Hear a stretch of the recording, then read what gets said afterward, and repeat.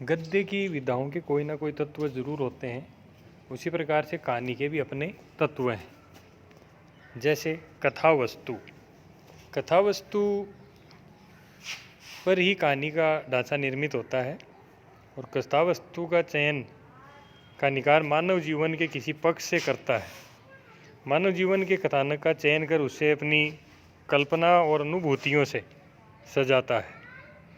प्रमुख घटनाओं को अन्य घटनाओं से जोड़ता है। वह कथानक को संभाव्य और रोचक बनाते हुए अपनी मौलिक दृष्टि प्रदान करता है। सारे कथानक को ऐसा व्यवस्थित और सुगठित रूप देता है कि पाठकों को काफ़ी रोचक लगता है। और कथानक के भी 4 सोपान होते हैं: आरंभ, विकास और तीसरा चरम सीमा और उसका समापन। कहानी का आरंभ हो सके जहाँ तक रोचक और आकर्षक होना चाहिए। विकास सोपान में कहानीकार कहानी की मुख्य समस्या या मुख्य घटना का रूप स्पष्ट करता हुआ संघर्ष की उत्पत्ति करता है। चरम सीमा वह सोपान है जहाँ कहानी की संवेदना पाठक को प्रेषित हो जाती है और पाठक कहानी की समस्या से अभिभूत हो जाता है। अगला तत्व है पात्र और चरित्र चित्रण। मुंशी प्रेमचंद ने लिखा है कि घटनाओं का कोई स्वतंत्र महत्व नहीं होता, उनका महत्व केवल पात्रों के मनोभावों को व्यक्त करने की दृष्टि से है। अर्थात कहानी में वे पात्र प्रमुख होते हैं जिनके इर्द गिर्द कथा वस्तु घूमती है। इसलिए पात्रों के चयन में कहानीकारों को सावधानी बरतनी पड़ती है। यदि पात्र सजीव, स्वाभाविक तथा वास्तविक जीवन के दुख सुख झेलने वाले हैं तो उनका तारतम्य पाठकों के साथ सहजता से हो जाता है और संख्या भी सीमित होनी चाहिए। और प्रमुख जो पात्र हैं उनके चरित्र पर अधिक ध्यान दिया जाना चाहिए। अगला तत्व है संवाद और या कहें कथोपकथन। कहानी में पात्रों के वार्तालाप जो हैं उनको संवाद कहा जाता है।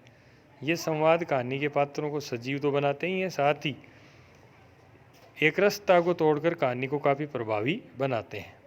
कहानी में संवाद कथानक को गति प्रदान करते हैं, पात्रों का चरित्र चित्रण करते हैं, कहानी को स्वाभाविकता प्रदान करते हैं, कहानी का उद्देश्य स्पष्ट करते हैं।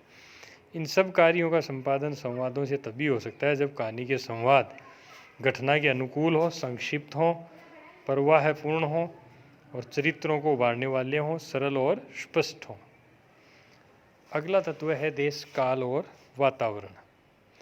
वातावरण का अर्थ है उन सभी परिस्थितियों का चित्रण करना जिनमें कहानी की घटनाएं घटित हो रही हैं और जिनमें कहानी के पात्र जीवन बिता रहे हैं। पात्र और उनके चारों ओर पदार्थों का संबंध बहुत गहन होता है। उनका चित्रण न केवल पात्र की मानसिक स्थिति को उद्घाटित करने में सहायक होता है, अपितु सही वातावरण किसी भी कहानी को विश्वसनीय बनाता है। वातावरण के मुख्यतः 3 पक्ष।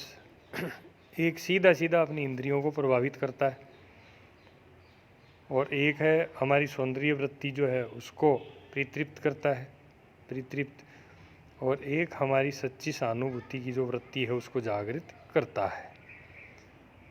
और प्रथम जो वातावरण है उसको पाश्चात्य विद्वानों ने लोकल कलर कहा है, मगर इनमें सबसे महत्वपूर्ण जो है वो है तीसरा, जिसमें वास्तविक जगत का वातावरण आता है। और आधुनिक कहानीकार कहानी में पूरे सामाजिक परिवेश को उभारना आवश्यक मानते हैं, क्योंकि पात्र और परिवेश परस्पर अविभाज्य रूप से जुड़े हुए हैं।